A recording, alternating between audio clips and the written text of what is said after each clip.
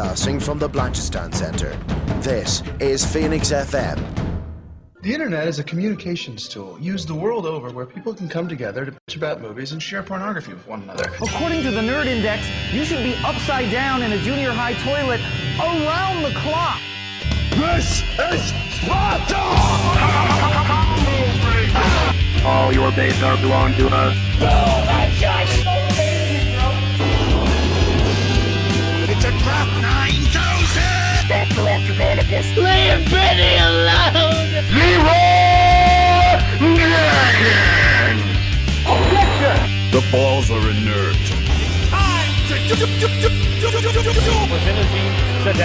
And now it begins. Hello and welcome to Nerd to Know Media on Phoenix FM. My name is Kieran Calicorn and introduce yourself there. Dara. And welcome to the show, Dara. And we have a fair bit to cover. But first of all, how was your week, Dara? Busy as always, man. You know yourself, back and forward, trying to. Yeah, it's like it just seems to be more and more things happen. But like in between that time though, I actually managed to find some time to sit down and play some PlayStation 4. So that's a sign of a good week where you have a bit of a break in between the madness. Exactly. What about yourself? Well, I had a very good week, very, very busy. Took a trip to Galway and kind of missed all the nerd stuff until right before this show. So I'm very excited to get chatting with you. But before we start, jog my memory, have we made our big announcement yet about JCon? No, and also there's 2 shows to go up on the feed, so apologies, we haven't got a chance to do that yet. But they will go up tomorrow, I'd say. And by tomorrow, I mean Friday. So yeah, I'll pop them up and they'll be up on the feed for everybody. So apologies if people are like, where are the shows? It's like, I'm sorry, I didn't get around to it. But I will endeavor to make sure that doesn't happen again. But no, we haven't made the announcement yet. I don't even think, did we do it on Facebook yet? No, we didn't. So yeah, go for it. Yeah. Well, it appears that after our modest success at Dublin Comic Con, we've been invited to attend JCon in the first week of November. Dara, you've queued up what our panel is about. Would you like to tell the audience? I like the way you diplomatically put it that way. I made big promises that we have to keep now. And I'm glad I don't have to do it alone. Basically, the concept is we're going to look at a comparison between Japanese horror and Western horror in movies and video games. So it's going to be fun. And it's on the 9th of November. It's a Saturday, so it's only a one-day thing. So if anyone hasn't been to JCon, it's a little bit different than what people would have experienced at Dublin Comic Con. It's more like smaller, but like small isn't bad. And the panels are always really entertaining. You have a bunch of guests and stuff like that as well. So, it's in the Crow Park, so nice and central as well. Well, actually, I'm glad you brought that up. I've never actually attended JCon. What's kind of the fun things to go see? Is there a competition? Is there panels? Is there like what's there to see?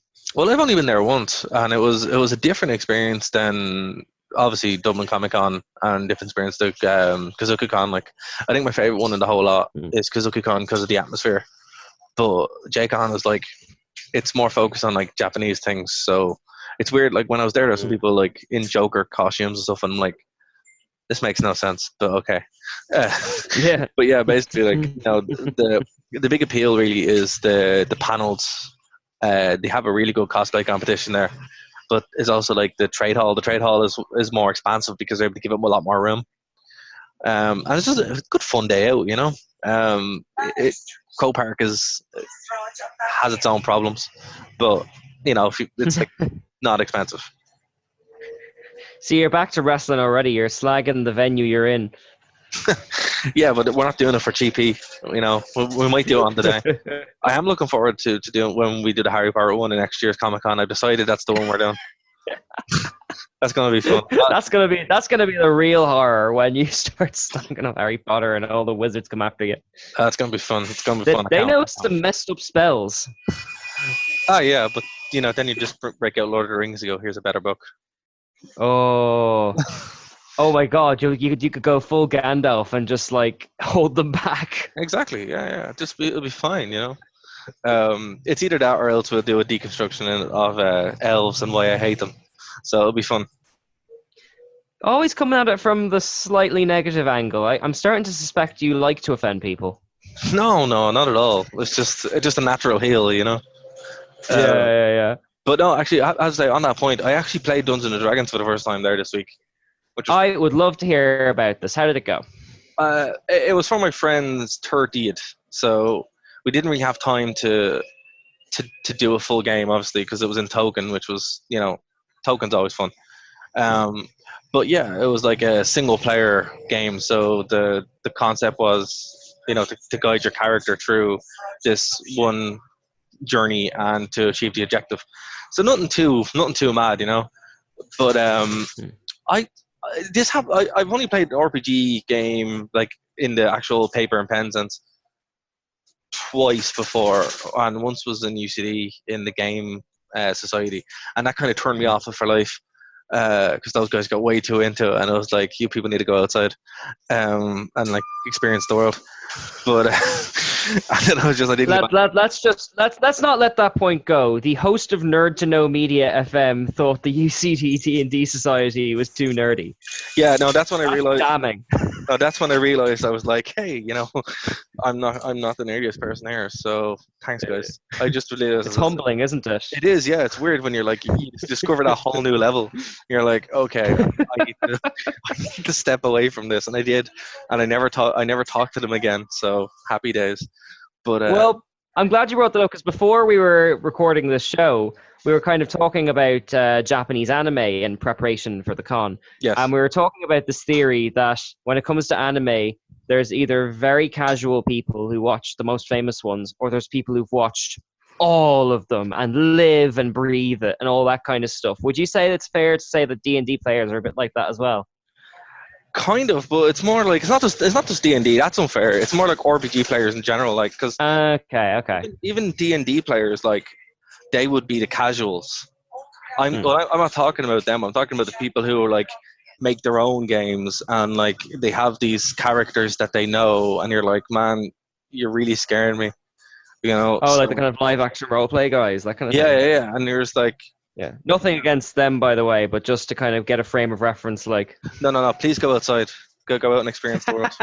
That is true. Live action roleplay is outside. We can't take that away from them. Yeah. That's true.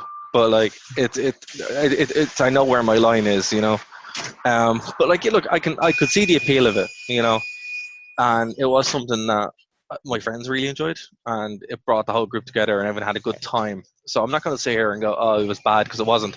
It's just not for me, I don't think. It's just one of those things where I couldn't really get into for some reason or another.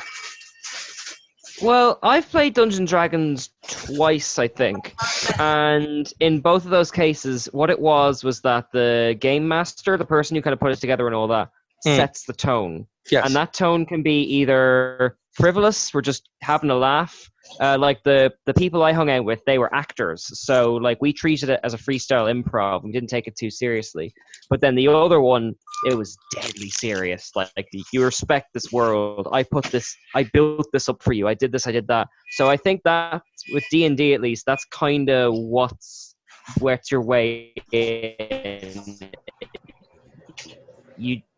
The person leading it kind of makes it either very serious or kind of a laugh, Yeah, well, this one was very informal, It was just a bit of fun. It was like the campaign wasn't even anything crazy. It was literally get this person out of the hut and out of the environment, But it was just kind of like, I kind of got a bit not bored, but I was like, oh, this is kind of silly. Like, come on, just And it's just, I don't know. It could just be a lack of imagination on my part, or a failing with me. But anytime I've been around like hardcore players or people who are super into it, and my friends weren't super into it. They weren't like that, It's why it was fun, because we were also drinking as well heavily when we were doing it. So that also kind of may have made me a bit sleepy. But I compared to when I was playing that time in UCD. All of them are super into it and you're taking it super seriously, and you're just like, guys, stop. You need to chill a bit. I think to be fair to D&D though, I think the most obsessive fan of anything will always put you off it, no matter what it is. Yeah, no, it's true. It's true. Like I go to the Star Trek era events and all that kind of stuff, and there's always one person somewhere that makes me feel like a casual normie because I'm just not operating on that wavelength. You know what I mean?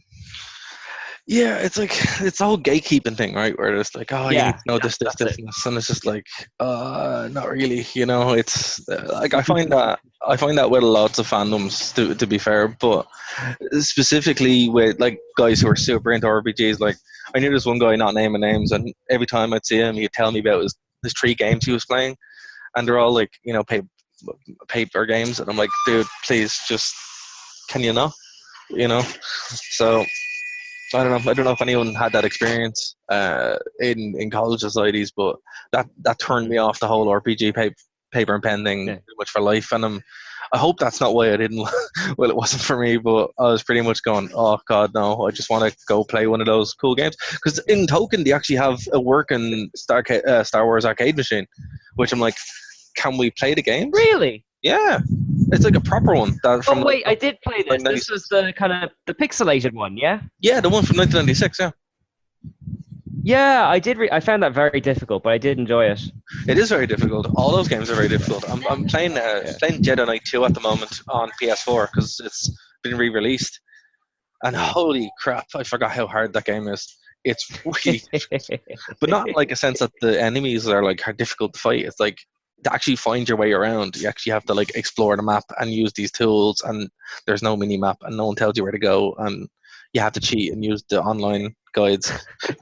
And I've beaten this game before, and I still couldn't remember it, and I was sitting there going, oh my god, this is so difficult. I'm glad you said that, because I've started doing a Final Fantasy retrospective for Geek Ireland, and going back to those old games, they're very unintuitive. You have to just really try, and I've completed those games hundreds of times. You really just have to try every single avenue within your imagination just to try and play it in the most basic way. But the reason for that is because, like, you know, they knew they couldn't tell a story. They couldn't tell a story visually, really. So they had to kind of put everything into gameplay. So, like, that's a fair analysis. Yeah. Well, that's pretty much why, man. Because, like, you know, the arcade games or the games on like the Genesis that were ported from the Nintendo or whatever, they're all ported from the arcade are hard because they were designed to steal your money from you. And the ones that like, you know, aren't graphically great, you know, focus on gameplay because that was the hook. You know, like even still upscaled, like Jedi Knight 2001, I think it came out 2002. Like it's not a pretty game, even upscaled. It's a fine game and it's a fun game and everything works. It's not a broken game by any stretch of imagination, but it's not pretty, and all the storytelling is told in game. So that's why, you know, compared to now where games are a lot easier because they're either walking simulators or they're like interactive movies. So that's the major difference. Yeah. But I'm playing Battlefront 2 at the same time because they've recently released the new patch for it, the community update where they patched This is the later Battlefront 2, is it? Correct, yeah. It's the one for the PS4 and Xbox and stuff. Yeah. But they've when that game launched, it was terrible because it had no content, and they pretty much patched in new content, and now it's actually a really, really, really good game. But they've brought in the new patch, which brings in commandos. So you have clone commandos, and it's I see. Okay. Yeah, and then they've added in like new levels like Felucia and stuff like that as well. So it's only like a day old, so I haven't got enough exposure to it yet to comment on it, but.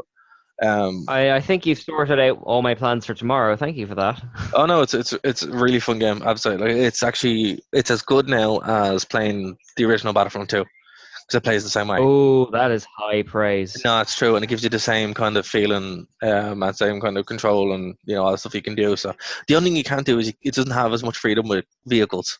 Like you have to get points for vehicles and stuff like that. But you know, if you're any good at it, you'll get the points eventually. Well, you know, I played it once, and even as a casual player, I generally got vehicles at least once in a match. I didn't feel like I was being cheated out of them or something like that, you know? I tell you what they did add in, and it's actually made the game now last. It'll make the game last forever. Because obviously it's online, right? But they have a story mode which is terrible. But they put an instant action, and instant action was a big selling point of the other games, where you could just play against AI armies.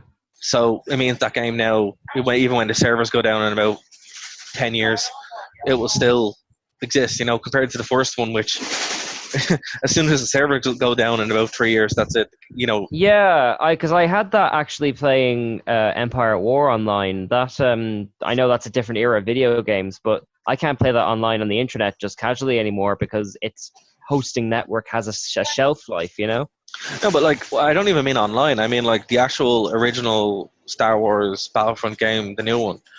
Yeah. Eventually, you're not even going to play that at all because there's going to be no modes to play it. It doesn't I see. Sorry. It doesn't have an instant action mode against AI. It's literally just an online game. So they finally fixed that now. So if anyone hasn't, still holding the grudge, and I get the grudge against it because it's justified, but now it's not. Now it's great. So. Okay, well, because I know there's a big Star Wars news this week, but I just wanted to touch on one or two other things, news-wise, before we got into it. First of all, we haven't actually had a chance to cover this on the show yet. Yeah. The cast for Suicide Squad 2, or The Suicide Squad, however we want to call it, was announced in the previous week, fortnight, we'll say. Have you seen this yet? No, tell me about it.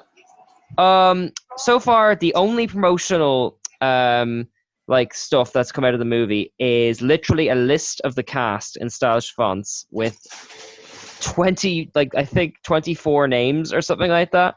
But those names include John Cena, Sean Gunn, Taika Waititi, Peter Capaldi for the Doctor Who fans out there like me, Idris Elba, Michael Rooker, Yondu from Guardians of the Galaxy. Oh, fun. Okay. Yeah. A few other names I'm not 100% familiar with. I'll actually, you know what? Let's be unprofessional. I'm going to message it to you now so you can look at it. Okay. But it's a list of, Jesus, I nearly missed him. Nathan Fillion of Firefly fame.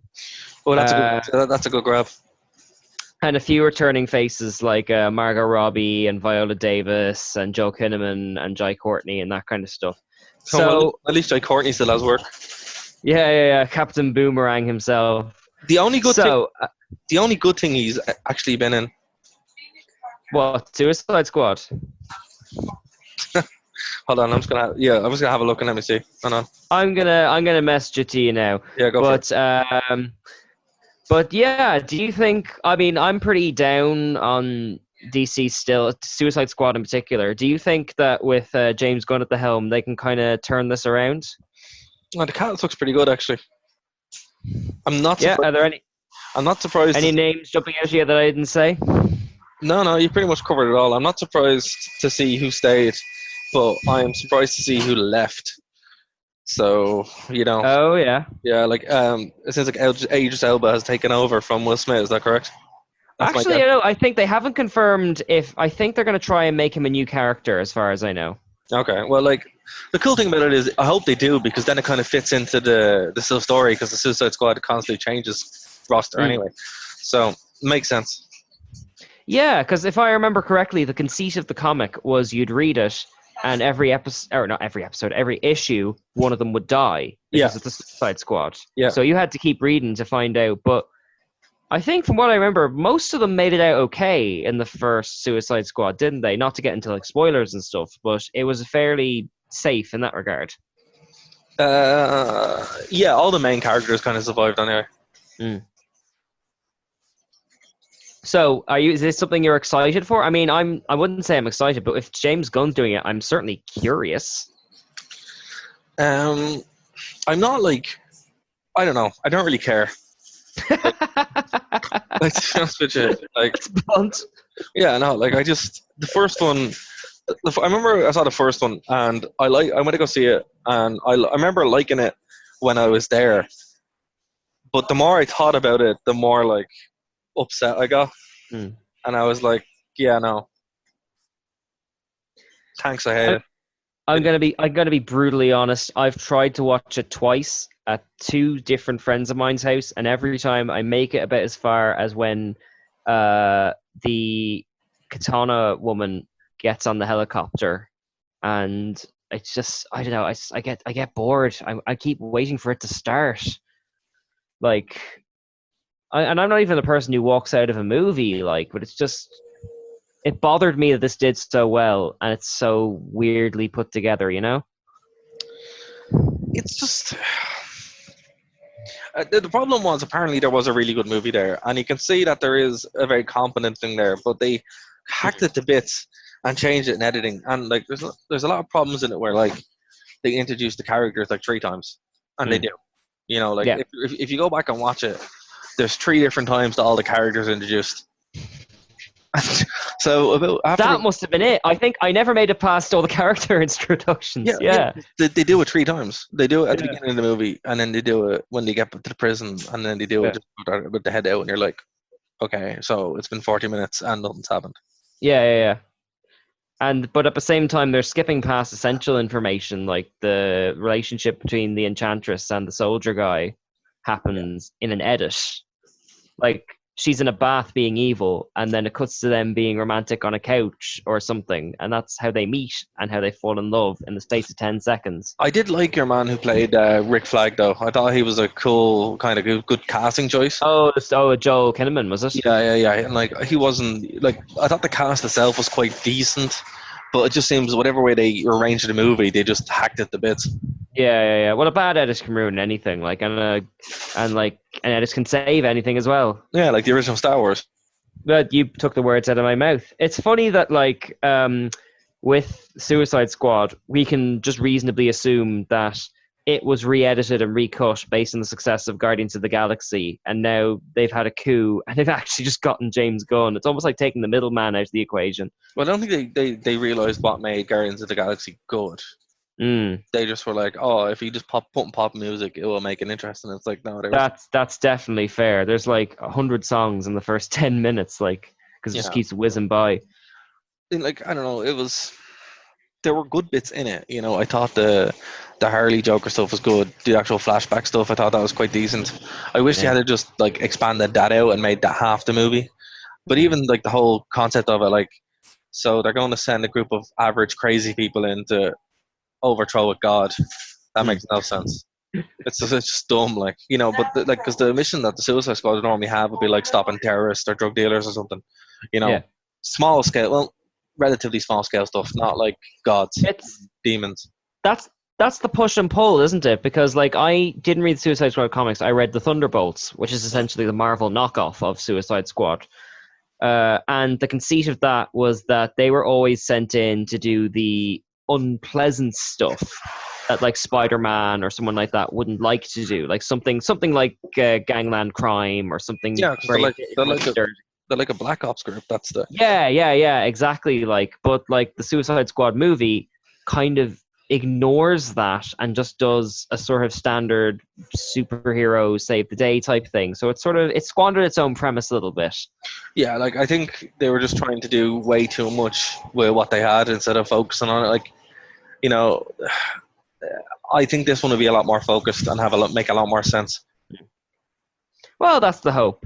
I know you're quite eager to talk about Star Wars, so I'm going to whiz through this next bit. There are rumors that the next big bad in the Marvel Universe will be Galactus. We got this covered as a scoop, apparently. And there's already 3 names floating around for who would play him. Are you a Galactus fan? Is this something that's kind of on your radar? Or? Oh, yeah. Like, it makes logical sense. They're going more into space, so... And then bringing in the Fantastic Four anyway. It's only a matter of time, right? Oh, yeah, that's true, because of the Silver Surfer and everything. Got to get that set up, don't you? Yeah. That's probably going to be a movie at some point. Yeah. Well, they're not in this phase, but yeah. So, considering they tried Galactus once and it didn't quite land, do you think this is a good move for the Marvel Universe? Well, you can't really go anywhere else. Like, I think this will be at the end of Phase 5. Because it's too big. You know, like, it's... You can't really get any bigger than that, you know? I don't think you can. Yeah, he certainly is a threat that would be big enough to take on almost any amount of franchises they wanted to throw at it. Like, they've got Captain Marvel, and she's, like, not even Thanos could take her down, like, so that'd be an interesting pairing up. Well, apparently Marvel's having a lot of problems with Carol Danvers. Not Carol Danvers, what's her name? What's her actual name? Brie Larson. Brie Larson, Carl Danvers. Yeah, Brie Larson. Apparently, they're losing faith in her now. So Actually, well, I mean, obviously, you got to take everything with a pinch of salt. I think that might have been debunked over the weekend because the original source of that was a YouTuber who was claiming sources that were unverified, like one of those kind of, I'll get the name of him now off the article, but yeah, it came from a source that wasn't verified. So until I see something that settles that, I'm going to take that with a pinch of salt, because generally Marvel are pretty good for supporting their talent. Like, yeah, no, I heard it from Nerdrotic and Doomcock. So usually they're on the mark. Oh, they're pretty reliable though. They are pretty reliable, yeah, and that's the kind of thing. Like they would kind of cover stuff that would be, they're like Midnight's Edge almost. But yeah. So like if they didn't say it, I wouldn't believe it. But apparently, like the Avengers cast didn't get on with her anyway initially. So I think there's a bit of fire there, to be honest with you. Really, that's very strange. But I hope not, because like I don't dislike Captain Marvel. Like when I saw the movie initially, I wasn't a fan of it because I just got off a 14-hour flight from San Francisco, so I was like, oh yeah, I'll go see Captain Marvel. Don't ever go see a movie when you're after getting off an airplane. That's a bad idea. Take it from me. And then I saw it again when I was in my full mental capacities, and I didn't hate it. I thought it was alright. I liked it better than Black Panther anyway. Yeah. No, I thought it was great. Like, sorry, I found the name. It was Overlord DVD on YouTube. Okay. Okay, fair enough. Yeah. So I mean, I haven't subscribed to him personally, but like, the claim came from him without any verified sources, and then went halfway around the world before anyone could check it. So I'm not saying it's not true. I'm just saying I'm taking it with a pinch of salt for the time being. Fair. Well, Doomcock is Overlord DVD. Oh, I see. Sorry. So, he the thing about it is he would report on rumors from his inside sources, but I think it's probably better to take this as a pinch of salt until, like, nothing's breaking at the moment. So I think if it was on Midnight's Edge, we'd have a much more firm claim from it because they kind of wait. Yeah. They're very apologetic about their sources and all of that. And I've heard the same thing said about the Ant-Man 3 because they haven't announced anything like that. But like, it's not on the real. Like, it doesn't mean that they're not happening. Like, yeah, it's just a matter of time. Yeah, they have waited. Yeah. Anyway, go on, continue. But speaking of the sort of unverified source and stuff, there's 3 actors who are being floated for Galactus. Have you heard this yet? No, I've heard nothing. The 3 that potentially in the running are Liam Neeson, Mark Strong, or David Morrissey.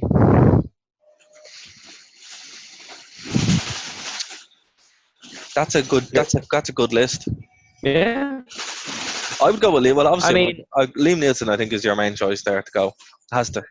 That's the other one. You think so? I was kind of leaning toward David Morrissey actually. Well, I don't know. Like Liam Neeson has played he's played Zeus. And he's played, obviously the guy who played Batman, Ra's al Ghul. Yeah. You could buy him. He brings a certain, but all those actors bring a certain amount of, they could all comfortably pull it off. Yeah, Mark Strong would be like. It depends what you do with the character in a way, because no one expected Josh Brolin to make Thanos the new Darth Vader in the way that he did. Like, so. It really just depends. I think the only reason I'd go to David Morrissey is Marvel tend to make stars rather than cast them. I know Brie Larson is an exception in that way, but it's exciting because it's something we haven't seen done on the screen before. The big purple spacewalking guy. Yeah, that's because your man who runs Sony now demanded that it was a cloud. And it just is that why that happened? Yeah, that's when it happened. Yeah, that's why it happened, because he demanded that. He didn't want any silly change. Same guy who Tim Rothman. The same guy who demanded that they sew Deadpool's mouth shut and stuff like that. He's all responsible for the same guy. So yeah, I don't know. I'm confident about it, but it's very far away. Yeah. That's very true. Yeah, I suppose it's in a weird way, not to dwell on that for too long, but I don't understand why you wouldn't want the big, tall, purple Galactus guy in Fantastic Four: Rise of a Silver Surfer. The Fantastic Four time was the silliest comic book franchise there was. Yeah, exactly. Like I love it for that reason. Like I actually like those movies a lot because they're so dumb. Yeah. But I don't know, man. Like it's way above our pay grade, and you know, we can't go back and change the past. You know, if we could, that would be great. But I'm hopeful for the future anyway. Like personally, a lot of Phase 4 doesn't interest me. But I think once you see a couple of the movies and you're sitting there going, because the next like intermediate villain they're setting up is the Mandarin, like the proper Mandarin. And I think, I see. Yeah, and then also there's a lot of stuff that they're going to set off in the multiverse with Doctor Strange. So I think we're a long way away before Phase 5 and before we see Galactus. We might see like a hint of him at some point in the multiverse, in Doctor Strange, I'd say. But yeah, I think it's going to be very small scale for the next little while. Yeah. Also, I'm on a bus, guys. I'm surprised actually. Just. So that's what that noise is. Just the thought of like a crowd of commuters getting a free early preview of this week's episode. Oh, yeah. Well, maybe you should say the name of the bus so that if people are listening on Saturday, they'll know it was you. Oh, I'm on the bus home to Blanchetown from town. So. All right. If you were on that bus on Thursday evening at around 10 o'clock, you may be in the background of this episode. Tune in to find out. Keen, you're breaking the fourth wall, letting everybody in. You're the one on a bus. That's true. That's true. That's true. All right, so let's get on that for the Deadpool level fourth wall breaking note. Let's move to the big news of this week that apparently Kevin Feige is developing a Star Wars movie. Well, Are you on this? There's been a bunch of news on this, so it's not only that, but we got news that the Rian Johnson trilogy is still happening, which apparently that was supposed to be dead, but that's still happening. There's also the Knights of the Republic one by D&D from Game of Thrones still happening. Okay. And now this. Also, George Lucas has been officially on record said that he hates Disney Star Wars. Yeah, but he hated it from before they came out, though. That's hardly news, like. Well, it explains a lot. I agree with him. There's like all the Star Wars movies that's come out have been subpar, with the mild exception of Rogue One and the mild exception of Solo. But yeah, like it's been a very, very busy Star Wars week. The Kevin Feige thing makes sense. The big question I have is, what movie is it? Is it one of the movies that were cancelled? So we know that like the Obi-Wan movie is cancelled and it's now a TV show. Yeah. The Mandalorian is a TV show. So what could it be? Like, what else would be on that slate that would be interesting for Kevin Feige to do? It would have to be like a Ted Pole. It wouldn't just be a Yoda movie, because no one wants a Yoda movie. Like that would be terrible. So like, what do you think? What do you think they would do? Like, fuck. Well, honestly, like I'm not sure what they can do, because I mean, Kevin Feige's a genius, but like he's a producer. He's not like a writer and a director. I don't know what he can bring to one specific project. Do you know what I mean? Well, there's two things there's two things in play here that could be happening, right? And take this with a grain of salt if you want, but I've heard it from a couple of places. This could be easing Kathleen Kennedy out of Star Wars, right? Which would not be a bad thing, which would be a very good thing. Because I personally think she's been very detrimental. Dave Filoni is the guy who I would push to be over and head of Star Wars. He's the guy that Yeah. The guy who did Clone Wars, the guy who did Rebels, all that kind of stuff, So I think maybe they're bringing in Kevin Feige to be like, hey, or Kevin Feige to bring in and go, hey, look, we're going to do this, and this is the plan, and this is what we're aiming towards. Because the major problem with the new Star Wars is there's no point. Like, it doesn't achieve anything. It's not aimed towards anything. It's just random stuff happening because it's random stuff that's happening. So That's a fair point, yeah, because the original trilogy was its own thing, and then the prequels were building up to the original trilogy. But these newer films are building up to nothing in particular. Yeah, because I mean, I know we kind of buried the hatchet with this a few weeks ago, but what's there to be excited about in Episode 9? Yeah, nothing. Like, except for like fan service and kind of tying everything up into a neat ball, which they probably will do. It's a very meh ending. Like, there's nothing. Like, Rey's already overcome everything. She's already beaten everybody. So it's like, what are you trying to aim towards? That's the problem with every story. If it doesn't have a good ending, or there's no stakes. At the moment, the franchise is kind of dead, which is why they're doing this, because they're like, oh my god, we need to fix this because we're in a lot of trouble here. Like, a lot of people are just like, 'cause kids nowadays, they love Marvel. They don't even like Star Wars because they didn't grow up with it. Like, I know people who even 6, 7, 8 years younger than us would favor Marvel over Star Wars. Even myself. Yeah, because Marvel is kind of this generation's Star Wars, isn't it? For sure, yeah. And even to myself, I found myself getting more excited about the Marvel movies than Star Wars. And, if I said that to myself a couple of years ago, I would have been like, no way. But I'm playing Jedi Knight, right? And the weird thing about it is, playing Jedi Knight 2, it feels more like Star Wars, bad graphics and all, than any of these movies, because it is Star Wars. Like, everything about it is authentic, and I think that authenticity is gone and never existed in Disney Star Wars. So it's like, there's not even anything there beyond the surface level of, the bare minimum. I was talking to Stevie about this at Comic-Con, and she agrees.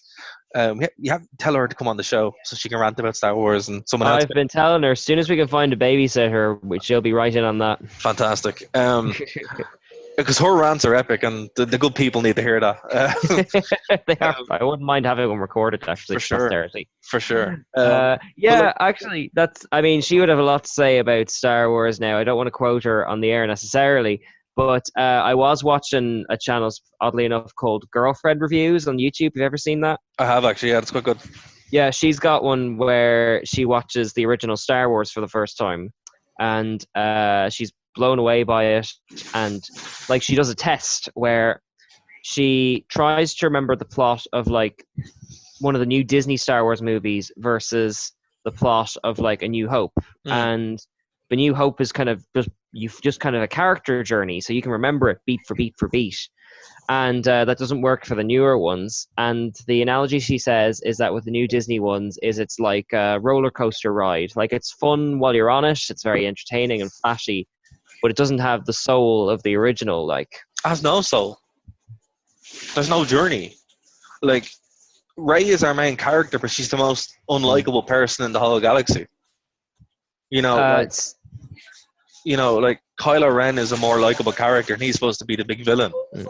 But even still, he's like a poor man's Darth Vader. There's no stakes. There's no reason for it. Stuff is just happening. Like, I remember even with The Force Awakens, I was like, this is terrible because, there's nothing here. There's literally nothing here. Like, my hope would be that Kevin Feige is like, hey, we need to get this fixed. We need to get this sorted. And here's what we're going to do. And maybe pulling stuff from the EU and fixing it, But again, my big hope is our massive retcon. I know, but that's because Kylo Ren. Sorry, yeah, but Kylo Ren wants something, doesn't he? Like, yeah. Yeah, but we don't know what it is because it's so vague. No, so but Kylo Ren wants something. Yeah, but it's vague, but it's something. It's something he's working towards. He wants to be the new Darth Vader. But here's not a good goal, but it's a goal. No, but here's the thing, though, right? Yeah, I'd agree with you on that point. But at the end of The Last Jedi, everyone has what they want. Oh, yeah. That's the problem. That's the problem. That's the problem, right? So you have Rey, who was the Jedi. She's beaten Kylo twice. Yeah. The rebellion is basically crushed, but apparently still surviving in some way, even though there's like one ship and 4 guys. Yeah. And then Kylo Ren is literally the leader of the space Nazis. Yeah. So it's like, what's the goal? You know, who's fighting who? You know, it's just completely unnecessary. So like, there's some irony to the fact that like these Disney stars wiped out the original extended media, and now we need to read Bloodlines and watch Resistance, the extended media, to get the context of what is going on in the main Star Wars film. It's like back to front. Yeah, well, we're back to square one again. It's just starting from scratch. You know, it's instead of, like, but the only thing about it is they have saved themselves, and we have time. We'll get into it. Like the plan and what I've heard is there's multiple cuts of this movie. There's multiple cuts of Episode 9. You know, it's like it's those things where not only is there the theatrical cut, but it's split into like 16 or 8. I've heard as low as 4 and as high as 16 different versions of the movie. Right. And a lot of these leaks. And here's the thing, right? This sounds crazy, but it's also not. Like if this movie doesn't perform, like that's it, man. Game over. You know, they've nuked it from orbit. So they kind of have to. So I've heard that like there's these cuts, and a lot of the leaks that we're having, right? You know, where they're like, there's some people are leaking the plot. Like you go on Reddit or you know whatever, and you can just reams and reams and reams of what might happen. Yeah, it's on purpose. Apparently, it's to create a response that people will like and go, oh yeah, you know. Oh, I see. So like it's like what's that thing they do where they test things with the public? It's a focus group. Focus group. That's it. Yeah. Yeah. No, it is. That's 100% what it is, and that's how they're treating it. So I would believe that. You know, I'd believe that over anything else because it's like I've heard everything from Rey is Shmi Skywalker to I heard that on this show. Yes, for the first time. Yeah, I've heard that time travel. They're going to go back and fight the Clone Wars. I've the Avengers Endgame thing was the first thing I heard. Where they're going to go back. And to be fair, you know, if they did that, it would be something, and I'd be like, okay, cool, this was a train wreck. But I'm still pulling for my ending, where it opens with Mary Jade waking up and going to Luke in the shower.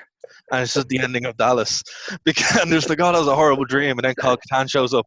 And the movie is literally the start of Kyle Katarn's Jedi Knight. The people listening at home aren't getting the benefit of me adding an extra cross to my chalkboard for every time you've brought up this ending in the podcast. Well, technically it's not ending. It's just a big movie. You know, it's just like, oh, hey. Think about it. You could Star Wars it up, you know. She could be drinking blue milk or whatever. You just use your imagination. Yeah.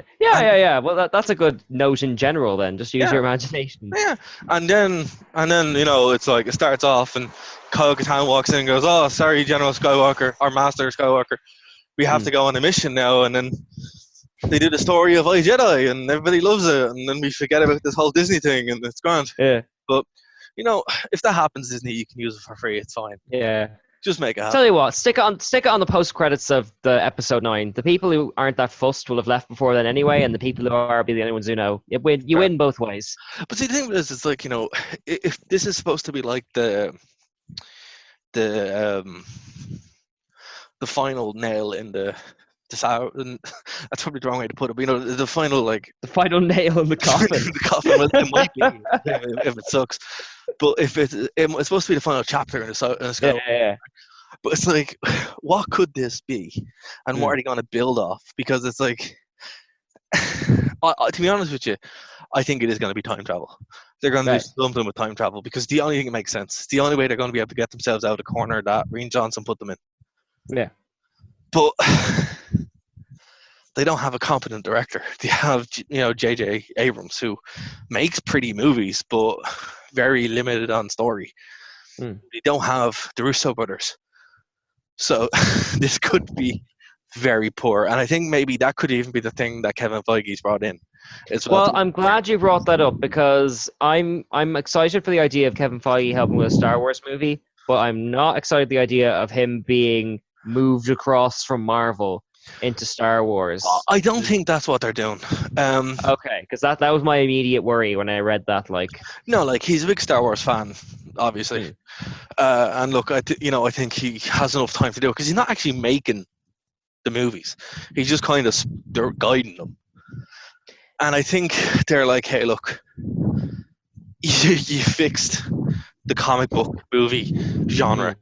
Yeah, this, and the only thing is they have someone that can do that and has been doing it in Dave Filoni, and they could just be like, here, fix it, and he could do it. And I think if this does happen, that will be a knock-on effect of it. But like there's nothing there. Like even to Galaxy's Edge, which when I first heard there's going to be a Star Wars land, I was like, holy crap, that's amazing, Yeah. But attendance is down. There's nothing to do. People are bored. Actually, I'm glad you brought that up. One of my favorite YouTubers, Jenny Nicholson, did a breakdown of. Did you follow that? I love Jenny. She's my like third favorite YouTuber. Yeah. I won't go into all the details, but basically what she covered was that they were terrified of big footfall. Yes. So they put a limit on people who could go in a day, and no seats, so people keep moving. Yes. And then people didn't turn up. So now it's the opposite problem. It's empty. Yep. They have put themselves in a corner by over-preparing for too many people turning up. But also the people who have been there, they've said that everything is very underwhelming. Yeah. They didn't do the droids and all that kind of stuff, yeah. No, it's not that they didn't do the droids. It's like, I'm not a Harry Potter fan, obviously, shock horror, right? But the Harry Potter thing and I will refer to it as the thing in Islands of Adventure, it's immersive. You can run around in your robes and, go Alakazam or whatever and have a good old time. You can't do, and there's the characters that you recognize and stuff. And, yeah. But in Disney Galaxy's Edge, apparently you can't cosplay. There's no one there who you recognize. There's no Darth Vader. Yeah. Which is, the fact that that's a thing, it's wild. And it's all based on somewhere Batu, which doesn't exist in the canon. Well, it does now, kind of, but they made it up.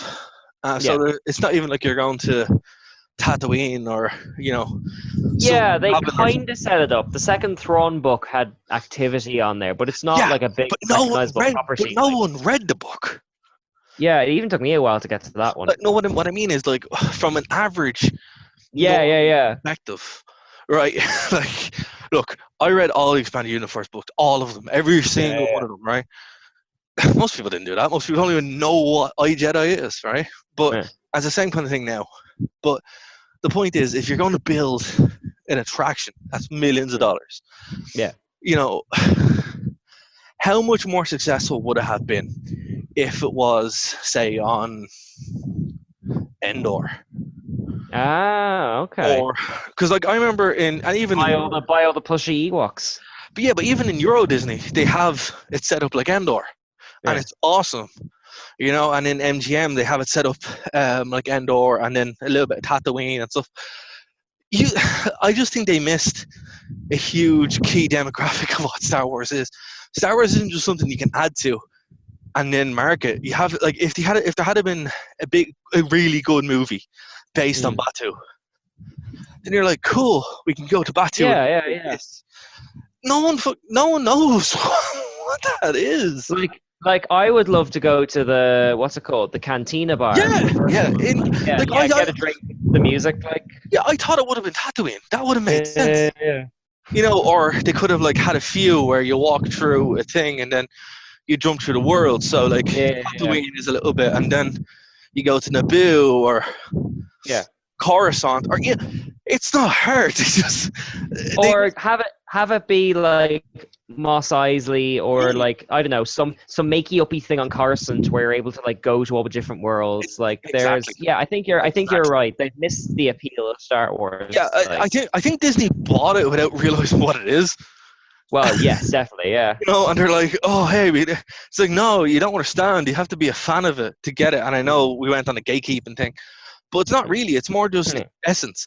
like Coruscant would have been easy because it could have been a spaceport where you walk in and you can pick to go to these different, like what Star Tours used to be, but like in real life. Oh, could you imagine getting on like even a makey-uppy one of those floating space buses? Yeah, like, going around the place, like you hop in and you go, or even you walk through and it does the whole light thing, and you're like, and then exactly. you can go and then you can add to it. So to be fair, and then you can tailor your experience from there.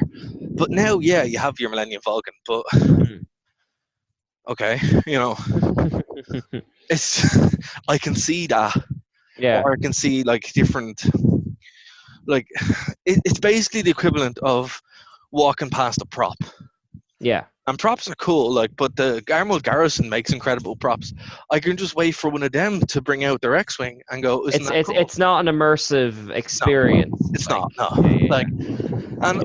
It's weird for me to say that because again, if I had heard about this a couple of years ago, I would have lost my mind. And when I did hear about it, I was like, oh my god, this is incredible. Yeah. But they basically based it on nothing. And that's the problem again. It's like we're going back to the movies. They're not about anything. There's no incentive. And the thing is, they could fix this very easily. Like, let's just say it's like put the droids back in. That's the thing that's upsetting people, and just have the staff there and to if someone comes up as a wrong era clone trooper or something, just have someone make a joke about it. It's like, oh, you shouldn't wear that armor here. Like the rebels won't like you, whatever. Like just roll with it. Roll with the inconsistencies. Like make the fun thing out of it. If they wanted to fix it, they should just make it Tatooine. Yeah. Make it a spaceport in Tatooine, and that's your logical reason for, here's a Naboo room, here's a this, or here's a that, Like just, Like you said, to have them walk into a room and do some flashy lights and say the shuttle took you to Coruscant or whatever. Yeah, or even, if it's supposed to be a spaceport in Batu, great. Yeah. Put that in. Put Star Tours in even. Yeah. Just bring it back where you can just sit down and you can experience kind of thing. Because at the moment you're just going to some random place. Yeah. It's like, or hell, make it that bloody space station from Resistance. Plug two things at one stone, Yeah, like it's it's just, I feel like it's a great idea and it's something that would have been great if the audience was there. But the audience is there.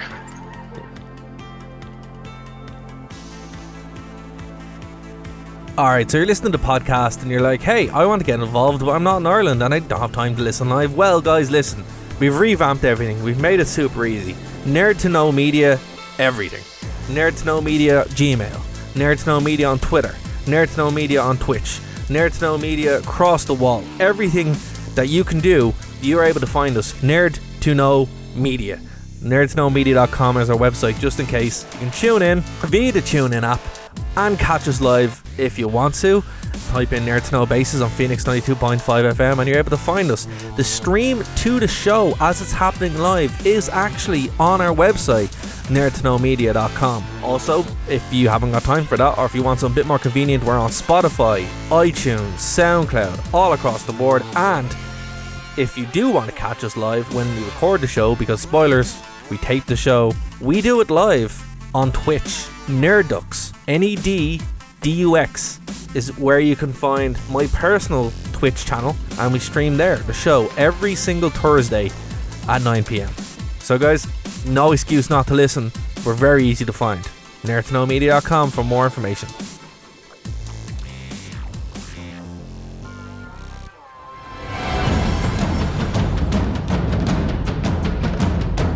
Broadcasting from the Blanchistan Centre, this is Phoenix FM. Download and do it again.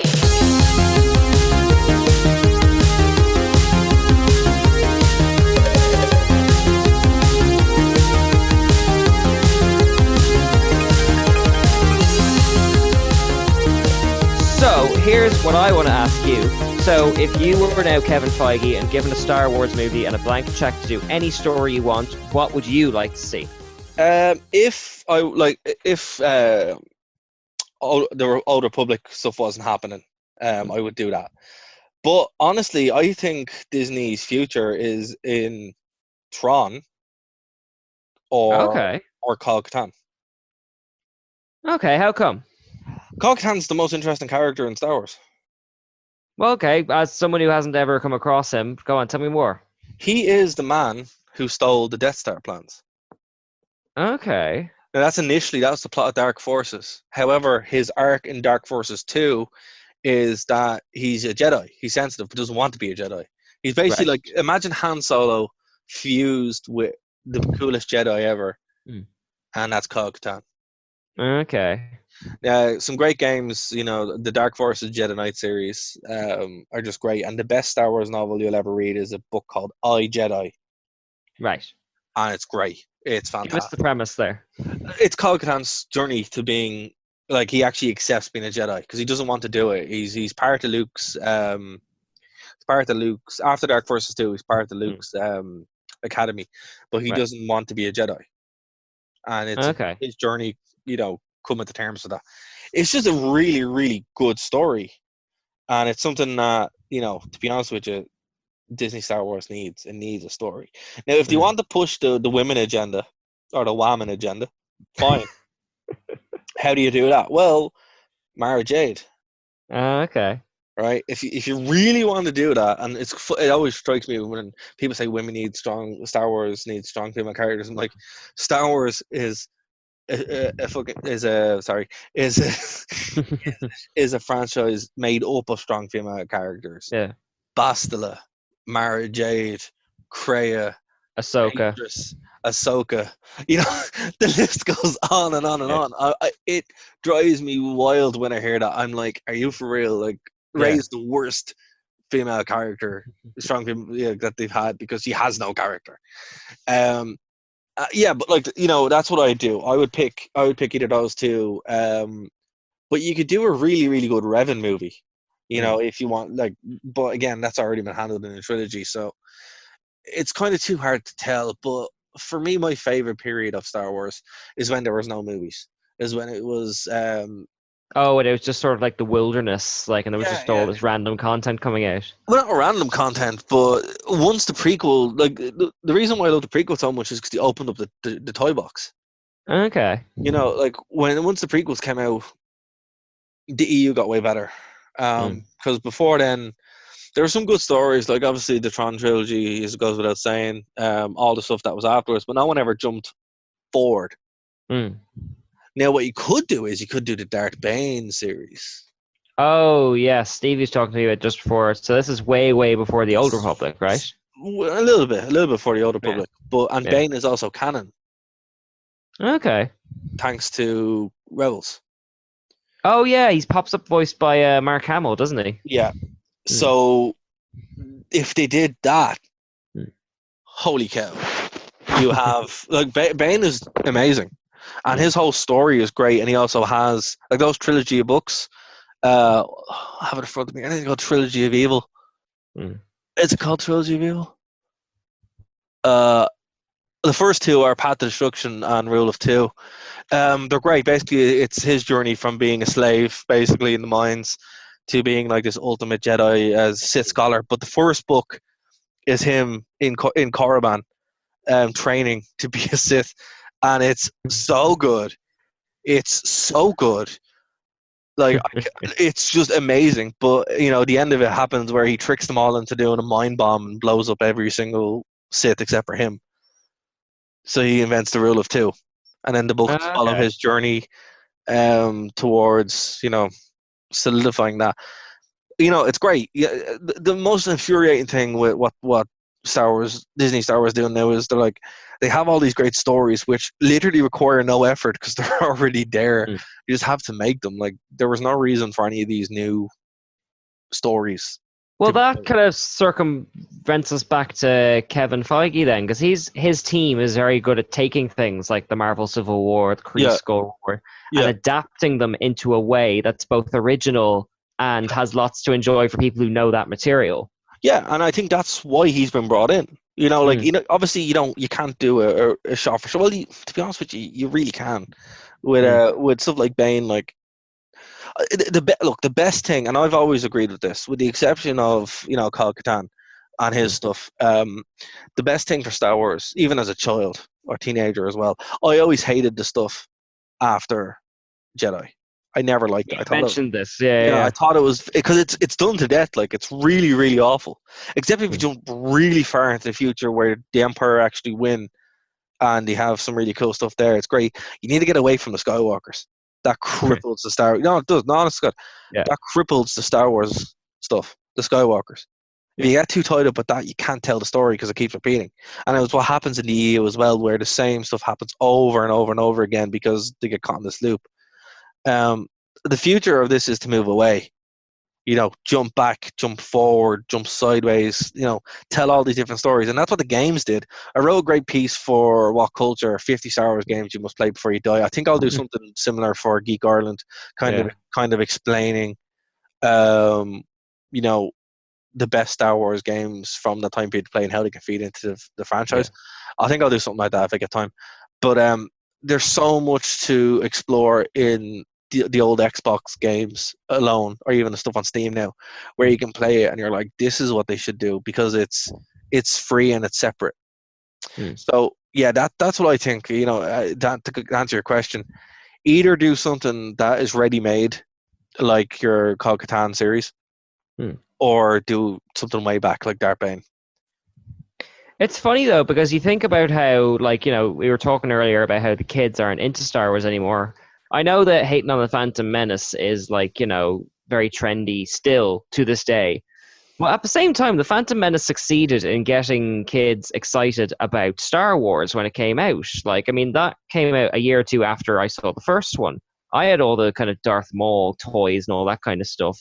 If they're doing some time travel nonsense, they should really do something completely divorced from all that kind of stuff and just tell a brand new story with brand new characters. Yeah, no, that's not even brand new. Because the thing is, you don't have to. They have this massive pool. They don't have to tell brand new. They don't have to firebomb everything. No, but I'm just thinking from the perspective of kids who don't necessarily care that Star Wars is this legacy thing and just want to see a fun series to get involved with. Yeah, but that's what they could do. And I think, if they do the time travel route, it will save them a lot, or even a parallel jump where they kind of jump in and out, because they need to find some way to undo what they've done and open up the universe, because they've written themselves into this very, very, very, very, very small box. And this is the problem. This is what, this was the problem with Star Wars initially, where it was in this very, very small box. The EU blew that up and expanded it out beyond anyone. Now, not all of it's good. I'm not going to sit here and defend the entire EU. Some of it's really dumb. But, Disney Star Wars need to do that. They need to pretty much embrace that. And, the patience isn't there for the books because the goodwill isn't there. The patience isn't there for the games because it hasn't been a good one on launch in years. Jedi Outcast might actually do, not Jedi Outcast, Star Wars Fallen Jedi might do that. Yeah, what's the release date on that? Soon, like middle of November, I believe. But to be fair, that's how little enthused I am, but I don't even know the date. I just know it's soon. This is what they need to do, because if they don't, they're going to kill off the interest. The way to win fans back in a theme park sense is by using what's known. And the way to go forward is to build things that can become known. Yeah. Anyway, we've talked about Star Wars far too much. Let's move on. What else have you got me? Well, no, that's pretty much it. I was just going to make a book recommendation. We have I Love the Bones of You, written by Christopher Eccleston, who was the 9th Doctor Who. I've just started reading it this week. Is Doctor Who something you're very fond of or even have a passing knowledge of? Or Me? Oh, dude, yeah, I love Doctor Who. Well, love's a very strong term. Yeah. I really enjoy a lot of Doctor Who. I was at the 50th anniversary a couple of years ago in London. That was great. Super into the Matt Smith era. Chris Fexon's okay. Smith would be my doctor next to Peter Davison. You're proper old school. You're like the cricket doctor. Yeah, he's great. Peter Davison's fantastic. I actually met him as well. A super nice guy. Oh my God! Why we've been rattling on about Star Wars? You got to tell this story. Come on. Yeah, so I was at the 50th anniversary in London, Yeah. Because my girlfriend at the time was a big Doctor Who fan. She got me into it, and I just naturally got into it. And I was like, cool, let's do this. Now, that cost an awful lot of money. I think the whole thing cost me like €800 or something like that. But it was mad. Totally worth it. Like, I don't regret it, but it was an awful lot of money. We got we got to go to all the panels with Matt Smith and Karen Gillan and all that kind of stuff, and then we got to go, to the trade hall and all that kind of stuff. It was basically just it was like Comic-Con, but for Doctor Who, right? Yeah. Effectively. I am very jealous. I would have given my right arm to be at that thing. It was cool. It was very, very cool. The lanyard's awesome with the Weeping Angels and stuff on it. Yeah. But yeah, no, Peter Davison was just there. He was just hanging out, and he was doing something for the Royal Post Office. And pretty much you got your picture taken with him, and then you got your stamps. So that was it. And yeah, I got my stamps, and he was a cool guy. I got to chat with him, and I was just like, oh man, this is great, because like I'm someone who likes Doctor Who and enjoys it, but I'm very picky with what I enjoy. I wouldn't sit there and go, oh, I will sit and watch all of it. Now I have seen most of it, including all the older stuff. Yeah. Even the 2 bad movies that nobody counts because with Peter Cushing in them. Oh, I'll stand up for those movies. They're glossy color remakes of the original stories that trim the fat a bit. I like them. Yeah. I don't hate them by any stretch of imagination. But I wouldn't sit there and go, I'm going to sit down. I'm going to watch all of, 7, for example. Not 7. 6. Yeah. Like that. So. 6 or 7. I can't. Not Baker. The one after him. Sylvester McCoy. Yeah, I don't like Sylvester McCoy. I just at all, and nobody else did either. That's why I got cancelled. But yeah. That's a bigger conversation. We are lucky that Doctor Who's been off the air during my tenure because, like, Fair. I like it as much as you like Star Wars. Like, I have a lot. Cow, really? Did not know this. Well, I did the panel dressed up as Jodie. Remember, like. I do remember. Still, I just thought that was just a choice. Whatever you want to do, I just choice. But yeah, no, and it was a great experience. I would say it was one of the highlights. Yeah, like I haven't watched. I stopped watching after Matt Smith left. I think a lot of people left after David Tennant left. So I think that's fair. That's fair. David Tennant is probably the best run. In general, I like Matt Smith up until once it goes to America, then it gets kind of silly. But I still kind of enjoy that because Matt Smith's so charismatic. Didn't like Peter Capaldi at all. Just no, just didn't. It did absolutely nothing for me. Jodie Whittaker, yeah, that's fine, but it's the stories aren't there. Like she's fine, but the stories aren't good. So. I think they're a bit uneven, but I like the risks they're taking. It's a bigger conversation than we really have time for. But I think, yeah, well, look, I'll tell you what we'll do. Yeah. We'll expand out on this, and we'll do a Doctor Who show. Oh God, you're barely going to get a word in. That's fine. That's fine. But yes, just while we have the time, I just wanted to bring it up that Christopher Eccleston has released his autobiography this week. Are you aware of like all the kind of controversy surrounding his departure from the show and all that? No, he hates the show, right? He also hates Marvel, so he just seems to hate everything he does. Well, I think that's slightly unfair. Basically, the long and short of what happened was, even before this book came out, is he wanted to depart Doctor Who because he didn't like the working conditions and the way the crew were treated and that kind of stuff. So the BBC put out a memo saying that he was leaving due to exhaustion, which wasn't true. So then he sued them because he thought that would defame his career. And then he had to like basically flee the country and work in America doing gigs he wasn't wild about. Like, so that's why you get him popping up in like that G.I. Joe movie and Thor and all these kind of gigs.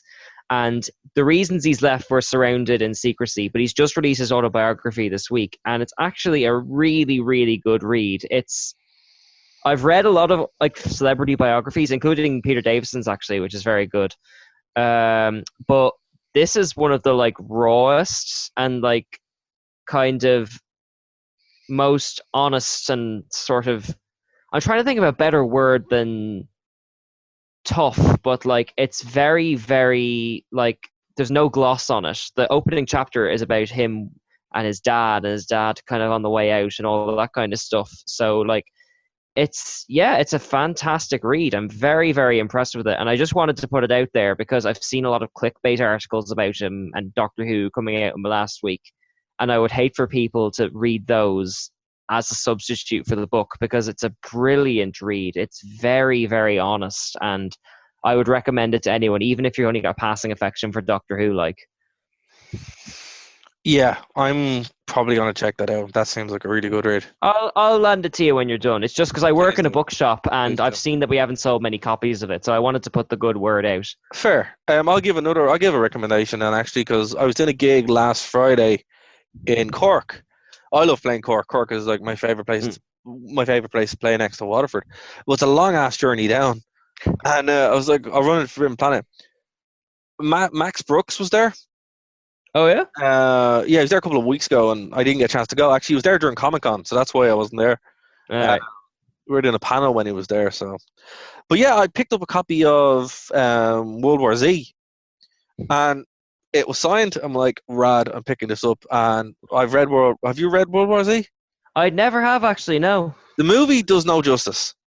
I've heard the one to go with is either the book or the audio with Mark Hamill. Yeah, but the movie isn't bad. It's just different, right? But the book, it's a tales, like it's an audio, like oral, description of what happened. So it's all tales from the very beginning all the way up, told in passing, right? So it's like the first infection in China, and then it spread throughout the rest of the world, and then the different wars and stuff like that.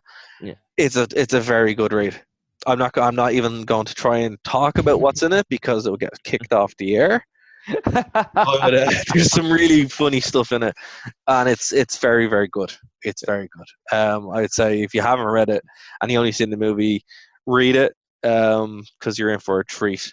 Also, a podcast I discovered this week thanks to a friend of mine. It's called Last Podcast on the Left. Super fun.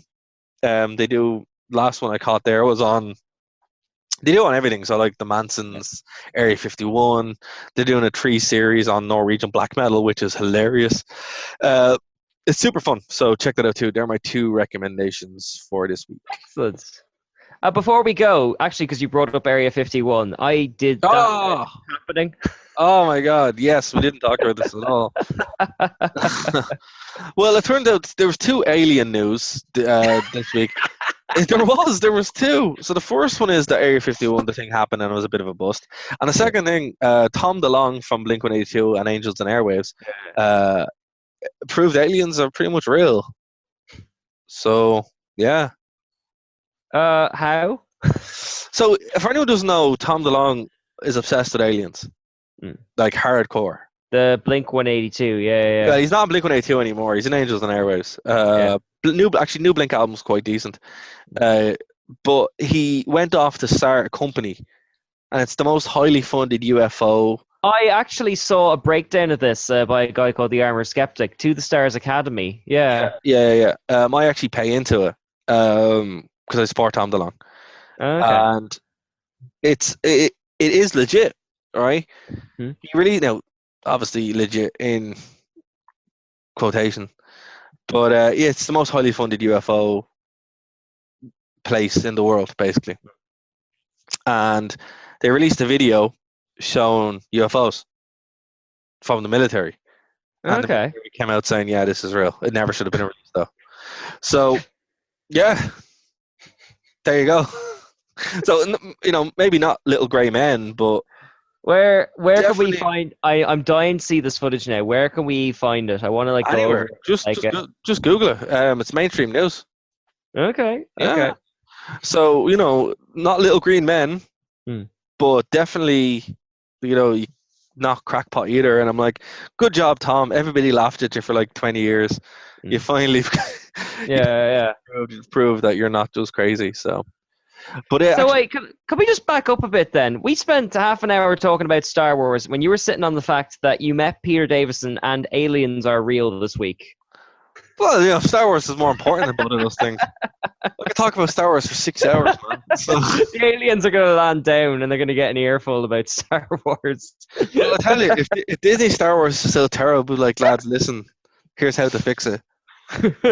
Use your ray gun there to, like, coerce Disney to listen to me. Yeah. No, the world could be ending, and I'd still be upset about The Force Awakens. So. Oh, totally. Yeah. Why not? Yeah, but there you go, man. So we might do. Actually, funny thing about it is at Comic-Con, there was the UFO panel.